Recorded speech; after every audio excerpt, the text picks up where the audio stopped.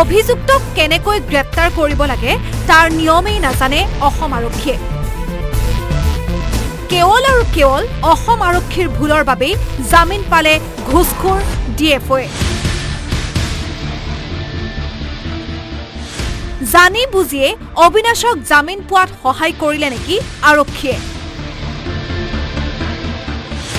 অবিনাশৰ দৰেই জামিন লাভ কৰিব নেকি ঘুষখোৰ ACS লাচিত দাসে?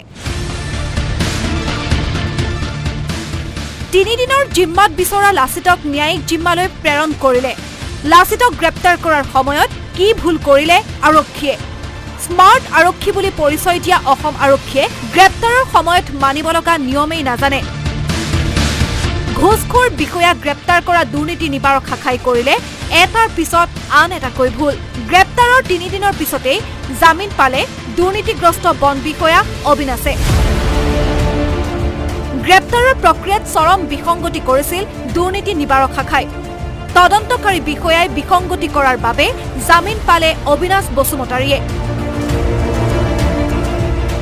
অবিনাশ বসুমতাৰীক গ্ৰেপ্তাৰ কৰাৰ ক্ষেত্ৰত তদন্তকাৰী বিষয়াই পালন কৰিবলগীয়া নিয়মসমূহত থাকি যোৱা সুৰুঙাৰ বাবে বিশেষ আদালতে জামিন মঞ্জুৰ কৰিলে অবিনাশ বসুমতাৰী। 2 লাখ টকাৰ ঘোষ লৈ গ্ৰেপ্তাৰ হৈছিল অবিনাশ বসুমতাৰী। মুখ্যমন্ত্ৰীৰ নিৰ্দেশনাত ভেঙুচালি কৰে নেকি একাংশ বিষয়াই? মানুহক দেখুৱাইহে গ্ৰেপ্তাৰ কৰে নেকি দুৰ্নীতিগ্ৰস্ত বিষয়া কৰ্মচাৰী? অভিযুক্তক গ্ৰেপ্তাৰৰ সময়ত পালন কৰিব লগা নিয়ম কিয় ভংগ কৰিছিল ভিজিলেন্সে? দুৰ্নীতিগ্ৰস্ত টকা লোভী ACS বিষয়া লাচিত কুমাৰ দাসেও পাব নেকি জামিন? দুৰ্নীতি নিবাৰক শাখাই 3 দিনৰ বাবে জিম্মাত বিচাৰিছিল দাসক। আদালতে আৰক্ষীৰ জিম্মাৰ পৰিৱৰ্তে ন্যায়িক জিম্মালৈ প্ৰেৰণ কৰে লাচিত দাসক। কিয় দুৰ্নীতি নিবাৰক শাখাই জিম্মাত ল'ব নোৱাৰিলে লাচিত কুমাৰ দাসক? কিয় বাৰে বাৰে ভুল কৰে দুৰ্নীতি নিবাৰক শাখাৰ বিষয়াই?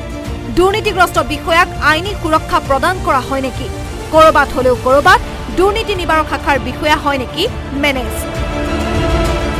ব্যুৰ' ৰিপৰ্ট, আসাম টক্স।